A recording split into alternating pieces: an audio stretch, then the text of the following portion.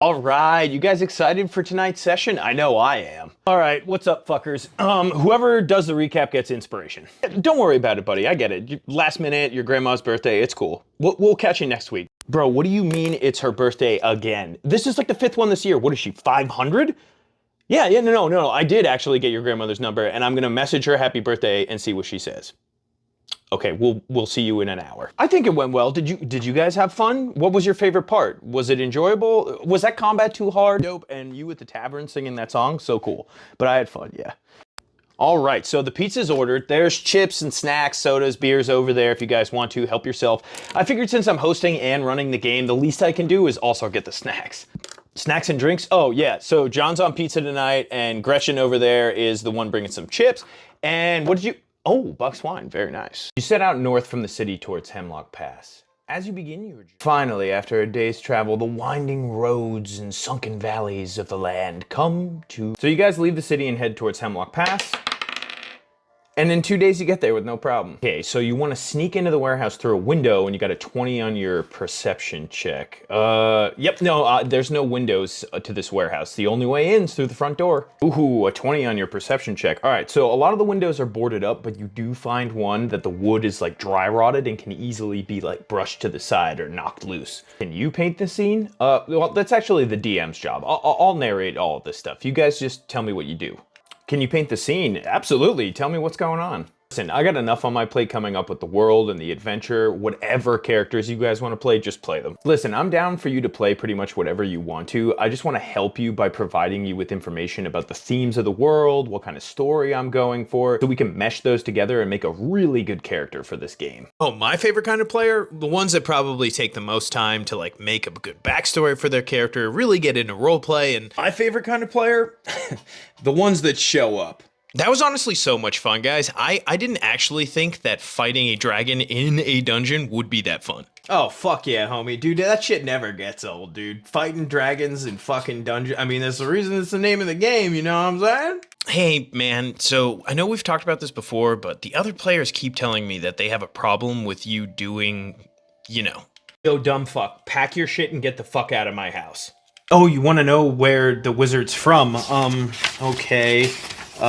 Where's he from? Oh, he's actually from your hometown, Regdar. Yeah, he says that he's cousins with Osbert Goodfellow, your next door neighbor. Your characters see these starved ghouls inside the crypt and run away in terror. I want you, upon seeing these several starved ghouls inside this disgusting crypt, to describe to me in detail how your character feels right now. Oh, that's a nat 20 to hit. Silvery Barbs! Oh, I hate that spell. Oh, you got a crit? He casts Silvery Barbs. What, do you think if you guys get to use it, I don't get to use it too? As you are traveling through the woods, you guys come across a fallen log on your path. Roll in athletics or acrobatics to get over the log. As you are traveling through the woods, you have a decision to make. You can either continue on your path through a shallow dell filled with razor vine, or take a shortcut through a massive, hollowed out, like redwood-sized tree trunk filled with spider webs. Finally, after days of travel, just on the other side of the woodline, you guys can see the city of Fallcrest. What would you like to do? After days of travel, you guys finally arrive at the city of Fallcrest. Inside its outer wall, what would you like to do? You make your way into the next room of the Wizard's Tower. The room here is lined with bookshelves and display cases. What would you like to do?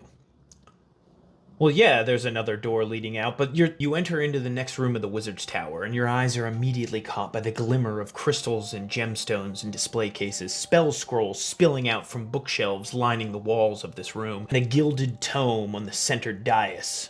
What do you want to do? You want to search the mayor's desk? Okay, make an investigation check. Okay, a 2.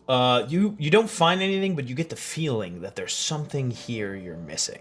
You want to search the mayor's desk? Cool, roll investigation. Oh, a 2? Okay, well you don't find much, but you do find in the center drawer a note implicating the blacksmith as the Thieves Guild's black market contact. Your character has drawn their last breath.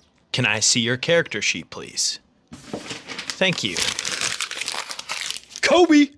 Yeah, that's the way she goes sometimes, man. It was a really cool character, though. So listen, I like to use characters that have passed in my games as important NPCs in other games that I run. So if it's cool with you, can I take their character sheet? Oh man, I didn't plan for a TPK, and oh god, I don't want to do that to you guys. A silver dragon swoops down and destroys all the orcs on the battlefield. Okay, so we went over TPKs in session 0. You guys decided that you don't want TPKs to necessarily happen. So I'm going to call it for tonight because I still want this to be impactful. Your characters are still alive. Next time we sit down to play, though, be prepared for things to be a little different. Okay, so Zach can't make it tonight, so I will be running his character Grognak the Barbarian on top of everything else. Okay, so Zach can't be here tonight. We covered this in session 0, though. Normally, his character, Grognak the Barbarian, would just be back at camp, but we do have an important thing happening tonight, so I will roleplay Grognak like we agreed upon, and I believe, Jeremy, you're gonna run, like, his combat and, like, skill checks and stuff, right? Okay, cool. Got it. If they talk to Tanis Half-Elven at the Tavern of the Black Hound back in Bruma, then they'll learn that when they talk to Henry the Blacksmith's son back in Bowerstone South, that the Dark Crystal is actually in Eriador and not in Fornost. But fuck, if they stop at the Tavern of the Winking Skeever on their way there, they're gonna learn that Lady Grey's nephew was the BBEG's cousin all along. Shit. Alright, let's write this adventure up. So, who's the big bad? Ooh, how about a Lich Hydra Dragon? Oh yeah, that's badass, okay. And the theme of the campaign, capitalism? Bad. Okay, and the setting, let's do Albion from Fable, but we'll just change 2 letters in every name of the village towns, and the players will never know the difference.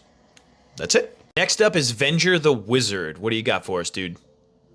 Out of spell slots. Damn, that sucks. Oh, you're out of spell slots? Don't worry, dude. You still got cantrips, and don't forget our house rule. You can still cast spells, you're just gonna take a level of exhaustion per spell level, per spell cast. You can take up to 6 levels of exhaustion before your character, so that's any combo of low-level spells up to 6. 6th level spells put you right into death saving throws, but you can be rezzed if you fail. 7th level puts you into death saving throws, but you can't be revivified. An 8th level spell will put you into instant death, and only high-level res magic can bring you back. And 9th level is instant death with no chance of resurrection. You want to drink a healing potion? Okay, so you can either do it as a bonus action and roll for it, or do it as a action and get the full amount. You want to drink a health potion? Don't forget, in my games, drinking a health potion is a free action and you get 1 of those per turn. Any other potion works the same as it does normally. And the reason for that is I want you guys to have as many convenient options for healing as possible so that I can do more damage to you.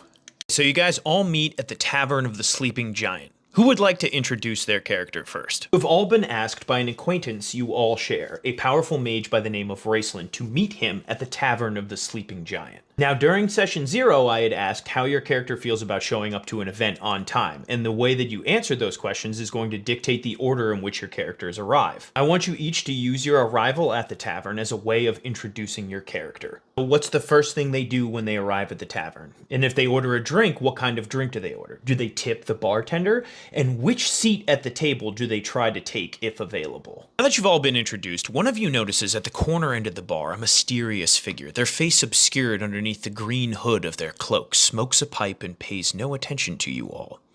What do you want to do? Now that you've all arrived, a robed figure approaches the table and seats themselves at the last remaining chair.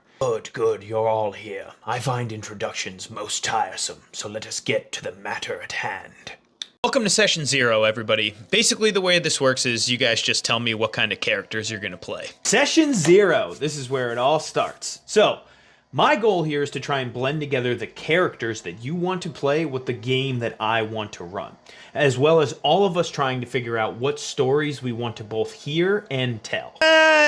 I don't think that character would actually be a good fit for this adventure. Would you mind picking a different one? Okay, I think that character would be really difficult to play in this adventure. It would probably be easier for both of us if you pick something else to play, but if you're heart set on playing that character, I think we can work out a compromise. It'll probably just take a little bit of give and take from both of us in certain areas. Wow, okay, so it sounds like you guys really want to play a city-based political intrigue game, and that's not necessarily what I wanted to run, but if that's what you guys really want to play, I guess I could. All right, it sounds like we're all on a different page here. I'm going to advocate for myself. I was really stoked to run this greasy psych horror thriller adventure, but it sounds like with a couple of quick questions, I can figure out exactly what yous want and how to incorporate it into that adventure. Next in initiative is Thibault Dwarf Point. What do you got for us, homie? Okay, you want to target the Cyclops eye. What are you trying to blind him? Okay, I will say if you make a roll at disadvantage and hit him, you can blind him for 1 round. That's the end of Canterbury's turn, which brings us to Thibault Dwarf Point. Wolfgar, you're up next. What do you got for us?